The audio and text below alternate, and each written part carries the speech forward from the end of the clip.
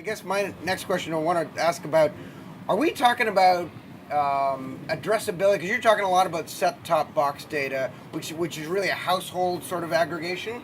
But we now have mobile phones. How finely do we go on this? Do we go to the individual? Do we know who's in the room?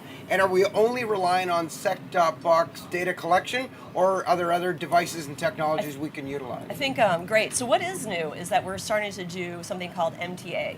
So multi-touch attribution. So we're starting to, finally, television has a data stream that can be put into a safe haven, again, like Axiom. And we can combine that with other digital signals that we have already been harnessing. And we can connect those at a unique ID through companies like LiveRamp, an extension of Axiom.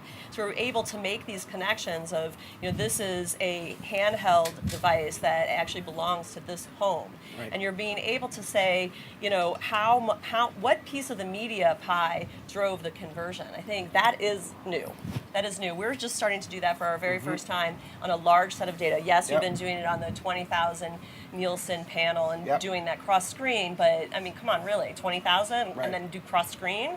And I heard you're even using location data. Yes. Yeah. So we did a deal with Place IQ where we're starting to bring in even location data. That's just the beginning, the tip of the iceberg. I think there's a lot of companies out there that can harness location data in a very powerful way. So we're starting to find a way, again, through this safe haven. I think that's a key that has been missing, in our kind of strategy, that's kind of new in the last 18 months, 2 years, is to really use that safe haven as a way to connect a lot of data together to make all of media, not just television, a lot smarter and a lot more addressable. Terry, for the past 15 years, we've been putting ads on television, ads on the internet, and for 2/3 of that, ads on mobile phones.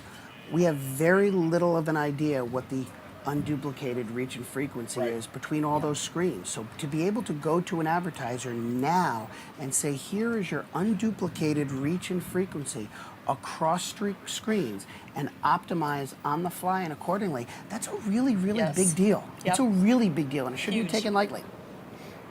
AT&T, who actually has all of those screens and the capacity to measure, monitor, and help us optimize, I mean, you're a huge ticket to the future of the business. No, that's right. And, anything else we may do in terms of partnership or acquisition around additional inventory outside the television screen, stitching that together and driving the type of measurement you're talking about, we feel is a huge opportunity. Well, and it's an opportunity that one of your New York-based competitors recently completed a transaction. Verizon's acquisition of AOL was very much premised on this idea of a more advanced TV advertising coupled with mobile data.